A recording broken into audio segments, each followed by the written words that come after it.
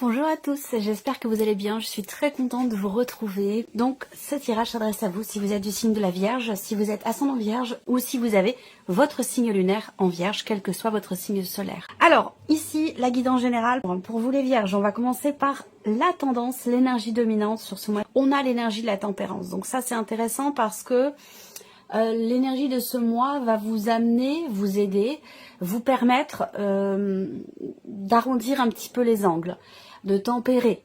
Ça peut être cette notion de tempérance, ça peut être par rapport à des émotions, mais par rapport aussi peut-être à certaines actions que vous entreprenez ou que vous prévoyez d'entreprendre. C'est une énergie de reliance, c'est une énergie qui vous permet, qui peut vous permettre de guérir, d'aplanir, d'arrondir les angles, de calmer, de retrouver ou de redonner une certaine harmonie à une situation, à une relation, ou tout simplement vous permettre de retrouver une paix intérieure, une harmonie intérieure. Voilà. Alors, ça peut être aussi un mois très important pour vous dans un relationnel avec une personne qui est du signe du Sagittaire. Ça, c'est possible également pour certains ou certaines d'entre vous. Voilà. Ça peut vous aider à rééquilibrer quelque chose, à réharmoniser quelque chose, que ce soit en soi, dans une relation ou par rapport à un projet ou un sujet en particulier. On va regarder quelle est votre énergie à vous, ici. On voit qu'ici, dans votre énergie, on a une forme ici de nostalgie chez certains ou certaines d'entre vous. C'est-à-dire qu'avec cette carte-là, il y a cette idée d'être dans l'observation, dans la contemplation, la constatation de ce qui n'est plus. Et ça peut donner des émotions qui sont pas forcément évidentes. Mais après, bon voilà, ça fait partie de la vie, c'est normal.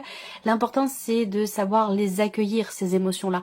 De ne pas les refouler, de ne pas les rejeter, mais tout simplement de les accueillir, de les accepter, de se dire, bon bah c'est ok. Ça arrive parfois, on peut être un peu désabusé, on peut être un peu nostalgique, mélancolique. Eh bien c'est pas grave, ça fait partie de la vie, c'est comme ça, il n'y a pas de souci avec ça.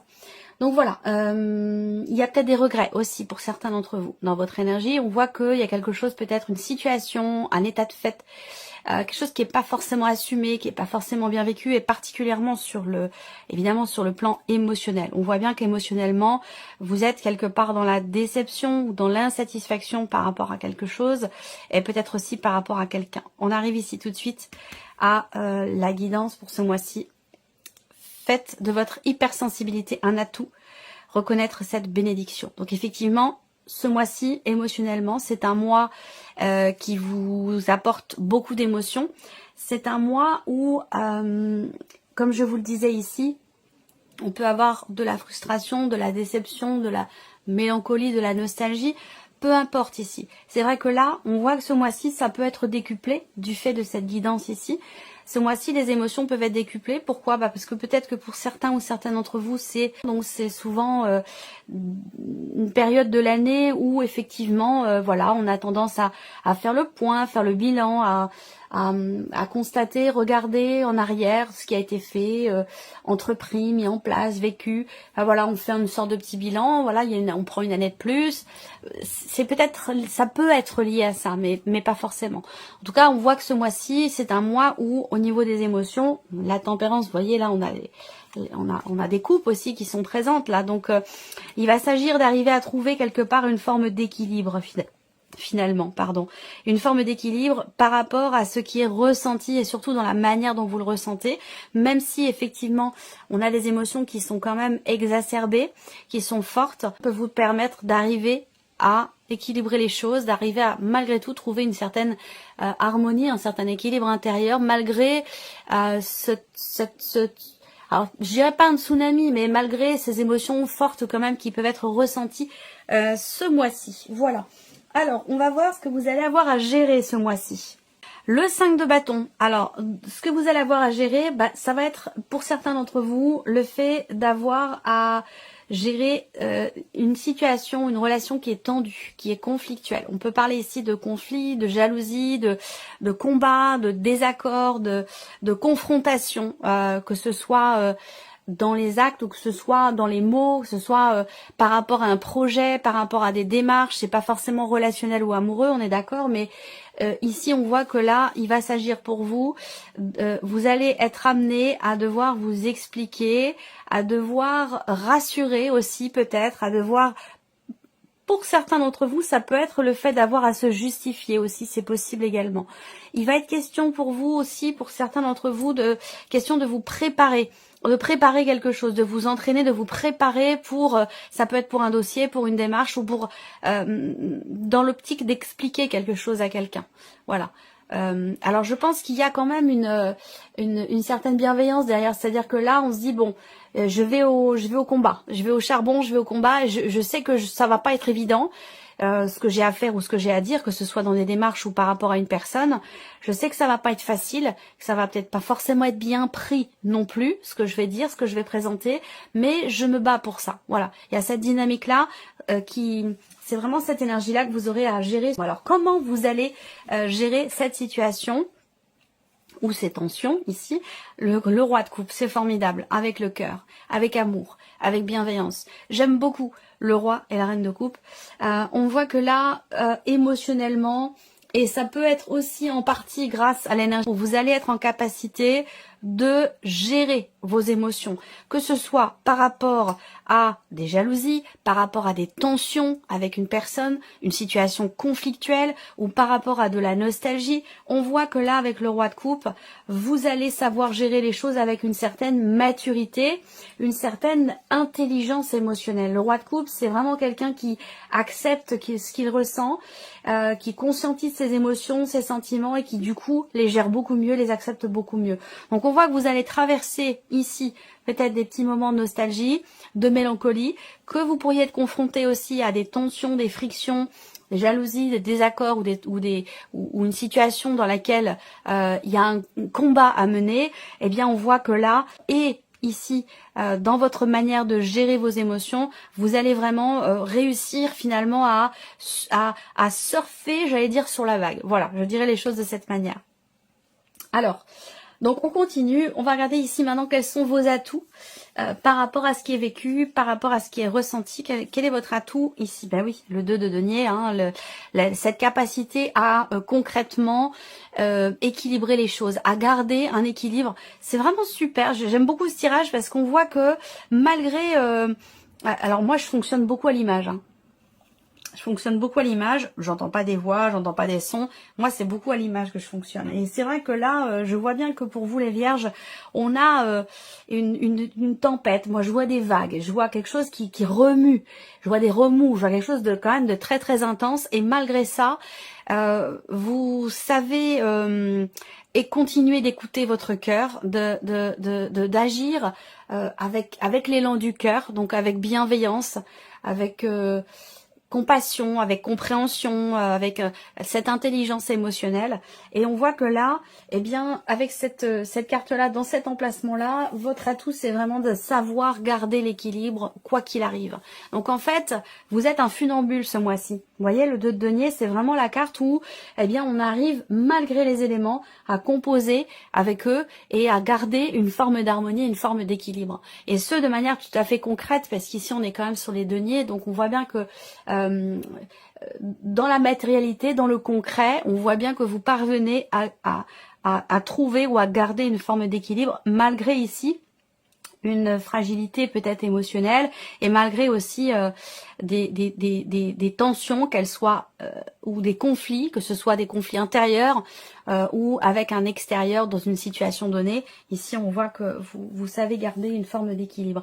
On va regarder donc l'inattendu maintenant. Qu'est-ce que ce mois peut vous réserver, j'allais dire, d'imprévu ou d'inattendu? Le 8 d'épée. Alors, l'inattendu avec cette carte-là, c'est... Je pense pas que ça vienne de vous. Je pense que ça vient de l'extérieur, d'être confronté dans votre manière de gérer une situation, une tension, un conflit, un désaccord, ou dans ce pourquoi vous vous battez. Il se peut que finalement votre force tranquille ici, elle peut désarçonner votre adversaire, entre guillemets votre adversaire, bien entendu, hein. Mais j'ai la sensation qu'en face de vous, on préfère faire comme si on ne voyait rien, plutôt que de vous reconnaître cette intelligence émotionnelle, cette capacité à gérer les événements le plus intelligemment possible, le plus calmement possible. Et j'ai l'impression qu'en face de vous, effectivement, on peut avoir une forme de déni, une forme de non-acceptation de ce que vous êtes et de ce que vous représentez, de ce que vous dégagez surtout. Voilà. Donc voilà, alors on continue. Qu'est-ce qui en découle de cet inattendu? Le fait d'avoir en face de soi quelqu'un qui est un petit peu désarçonné. Alors, on voit que finalement, le fait d'avoir en face de vous soit de la mauvaise foi, soit une forme de déni ou quelque chose qui n'est pas accepté, qui n'est pas...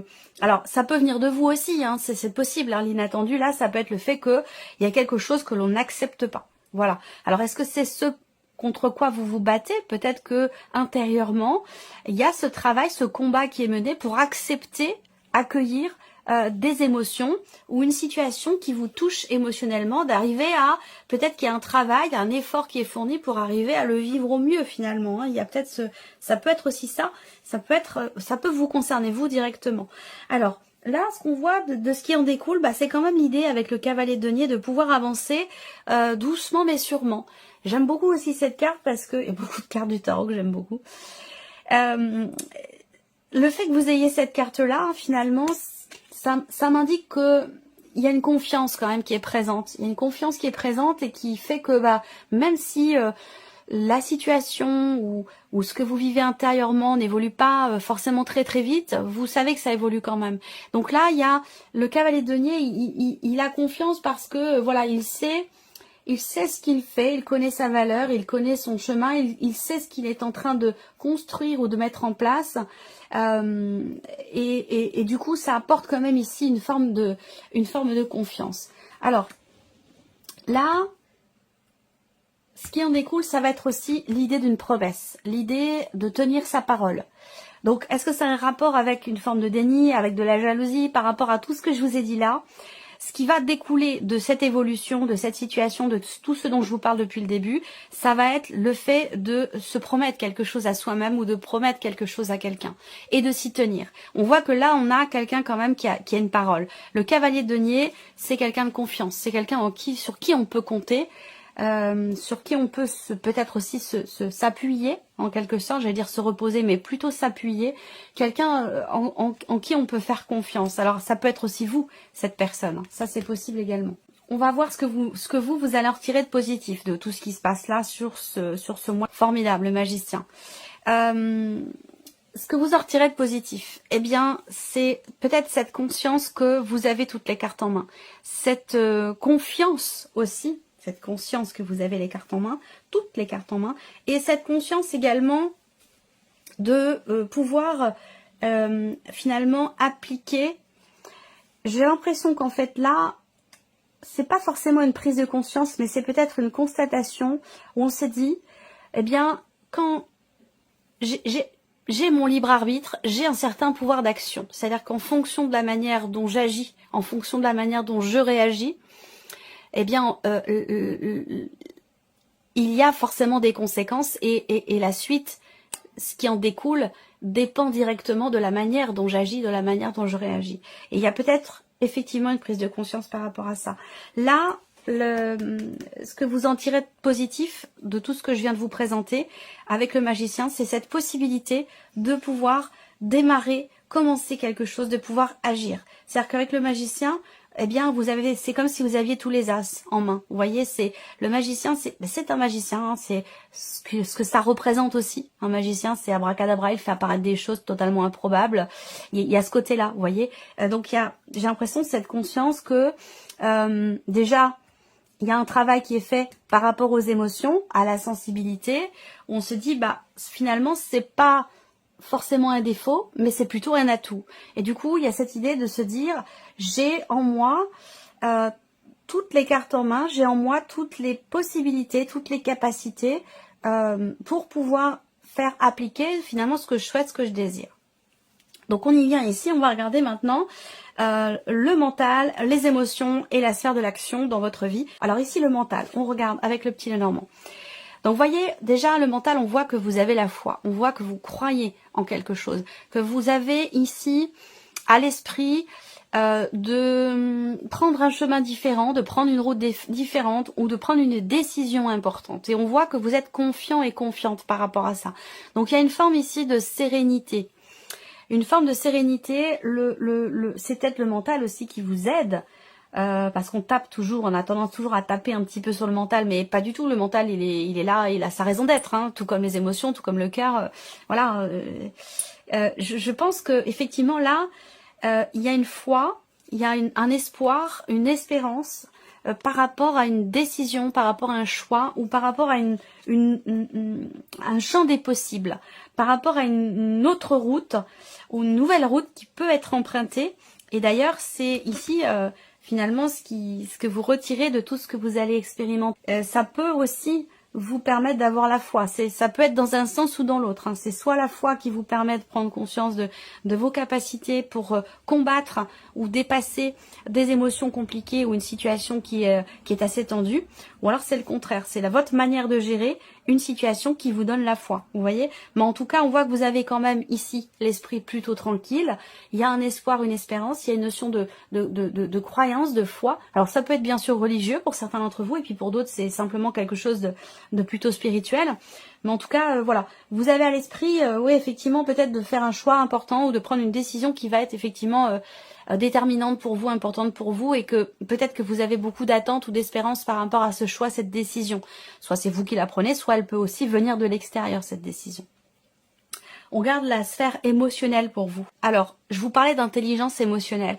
Le lys, c'est un peu ça. C'est-à-dire que là, on voit qu'il y a de l'expérience, il y a un vécu qui fait que on a quelque part une certaine sagesse quand on fait face à certains événements, certaines situations qui sont un peu compliquées ou des émotions qui peuvent être difficiles à gérer.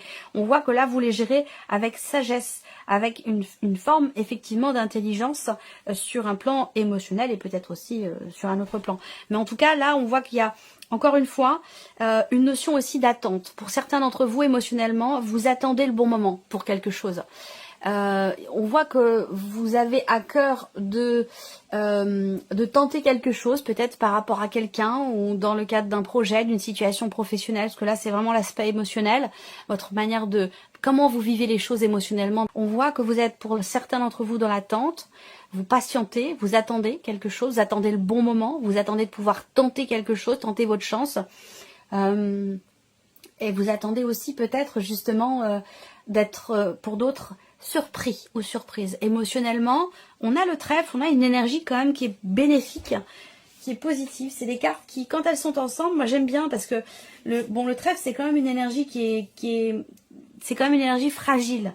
Le trèfle dans le petit Lenormand. Tout dépend de la manière dont elle est accompagnée, mais là avec le lys, on a quand même quelque chose qui est plutôt agréable, plutôt positif. Donc c'est-à-dire que là il y a une forme d'harmonie, il y a une notion de confiance aussi, de fidélité qui ressort là. Être fidèle à soi-même, fidèle à ses principes, à ses valeurs, fidèle à l'autre aussi, si on parle d'une relation. On est vraiment ici dans la loyauté, la droiture, la confiance, ce sont des notions qui sont extrêmement importantes pour vous et peut-être plus particulièrement ce mois-ci. Et là, on a la sphère de l'action pour vous, les vierges. Alors ici, on a l'arbre et l'encre. Bon, c'est bien. On voit qu'il y a des projets et des projets pour lesquels ici, l'encre, c'est l'idée d'ancrer quelque chose.